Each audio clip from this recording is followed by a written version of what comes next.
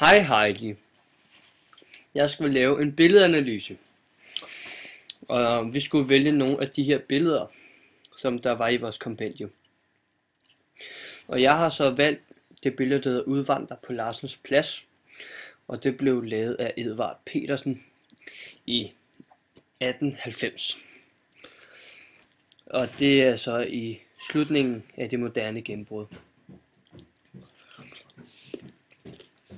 Det er malet sådan, at det er olie på lageret, at det er et oliemaleri. Og så er det malet sådan, at det er malet realistisk i forhold til de billeder, der blev malet i antikken. Da alt blev malet sådan helt fantastisk, og alt blev malet sådan helt godt.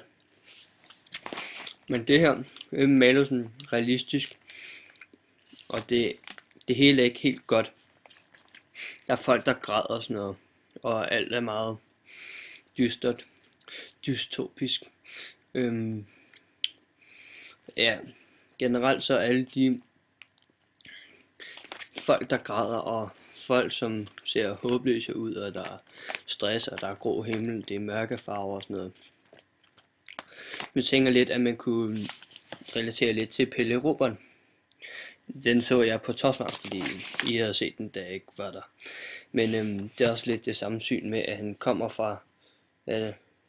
fra Skåne til Bornholm, ikke? Jo.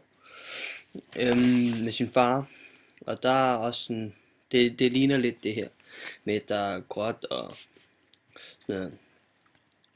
Og så, ja, bare det her med, det ligner det er regnet med kantstenen, der er lidt blank i det, og folk de græder. Man kan se her, jeg tror det er lygtepælen, der spejler sig lidt her. Så ja, man kan se, at her der sidder en mor med nogle børn. Og jeg tror at de lige har fundet ud af, at de kan komme med det der skib til Amerika. Fordi Danmark de var under pres, eller hvad man skal sige. Danmark havde det bare generelt ikke særlig godt lige her. Så derfor udvandrede folk til Amerika. Det er nok også derfor, det hedder Udvandrer på Larsens Plads. De udvandrer til Amerika alle sammen. De her folk, de græder også, fordi der er nok nogen, der skal afsted til skibet. Og her, der ser du hestevogn, folk der kommer udefra og skal med det her skib. Og folk, de skynder sig, og der er bare stress over det hele. Folk, de skal med. Forsvindingspunkter. Ja, jeg synes, der er forsvindingspunkter her ved de her 2 mænd. 4 mænd, jeg ved ikke. Ja, lige omkring her, fordi jeg synes, der ligger en horisontal linje lige her, hvor alt det sådan, ja, forsvindingspunkt, det forsvinder bare der, fordi det adskiller sådan jorden eller skibet, fra himlen. Og der synes jeg, der ligger et forsvindingspunkt lige omkring her på den her horisontale linje. Og linjer, ja, jeg synes der er mange linjer. Der er for eksempel her masten, der går ned her, og kantstenen, der er også en linje. Man kan nok ikke se hele linjen, men man kan nok regne ud, at den nok går længere heroppe af. Og så synes jeg også, at billedet det er sådan delt op i 3, sådan, altså hvis vi siger her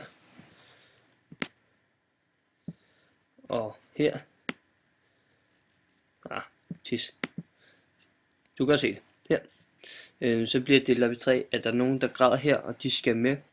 Her er der nogen, der stresser, de er ved at gå ombord, og så her, det er skibet, og det er der, hvor de skal med, hvor de sejler væk. I forgrunden, som jeg har sagt, der er en dame her, hun sidder og venter. Hun er nok lidt ked af det, fordi hun har fundet ud af, at hun ikke kan komme med til Amerika. Hun sidder sammen med sine børn, jeg ved ikke om hun har en mand her bagved, eller noget andet. Det ser ikke sådan ud, men hun sidder sammen med sine børn og en masse bagage, de har måske lige snuppet et par appelsiner her hos dame herovre. Men det symboliserer også lidt, at de udvandrer, fordi de måske ikke havde råd, eller måske ikke havde overskud til at bo her i Danmark, fordi det var for svært. Man kan se, at de har været over og snuppet et par appelsiner, fordi de måske ikke havde mad nok lige lige nu i hvert fald. I mellemgrunden, der er der så hestevogne og folk, der skal med på skibet, fordi de skal med til Amerika, fordi de, som de her folk her, ikke har overskud eller råd til at bo her i Danmark, fordi Danmark var rimelig meget under pres på det her tidspunkt. Baggrunden til skibet og en masse folk, som hjælper til på skibet, og det ser ud som om, at skibet snart skal til at sejle, fordi der kommer røg op af skorstenen og sådan noget. Men det skal i hvert fald snart til at sejle, og folk de græder herover, fordi det er ved at være tid til at, ja, de skal udvandre og sige farvel til nogen, eller måske skal sige farvel til Danmark, fordi de har sikkert godt kunne lide Danmark. Og så er de bare rigtig triste, og det gør også, at det gør billedet meget mere trist. Med de grå farver. Sådan noget. Yes, og perspektiv, eller hvad det hedder, synsvinkel og sådan noget. Jeg synes ikke, det er sådan malet oppefra, eller nedefra. Det er mere malet sådan, som en maler, der har siddet og kigget på dem. Altså en normalt perspektiv, når man siger menneskeperspektiv. Det er malet med sådan, som jeg ser det lige på, ikke? Så er der noget med farver og lys. Jeg har været lidt inde på det med, at det er meget mørke farver, meget dystre farver. Himlen er dog lidt lys, men den er stadigvæk lidt grå, og det symboliserer også lidt, at det kommer måske til at regne, eller har regnet. Og det har nok regnet, fordi her kantstenen, den er våd, og lygtepælen spejler sig, som jeg sagde. Men farverne, det er mørke farver, det er dystre farver. Ja. Der er ikke så meget, hvad man siger, der er ikke så meget glæde over det her billede.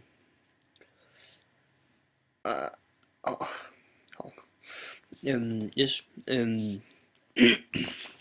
synes billedet det giver en meget negativ effekt, fordi alle de her folk der græder, og de her håbløse folk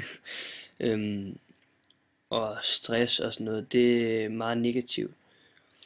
For eksempel stress, hvis man skal for sent i skole eller noget, det synes jeg ikke er så godt. Og folk der græder, det kan jeg heller ikke lide at se på. Og håbløse folk, det er også lidt noget, sådan en grå himmel, det skulle heller ikke særlig fedt. Og så generelt, jeg tror ikke der er sådan en særlig god stemning lige her, så ja, altså det er en meget køn billede egentlig, faktisk. Men den der negative effekt, det kan jeg sgu ikke lide. Fordi jeg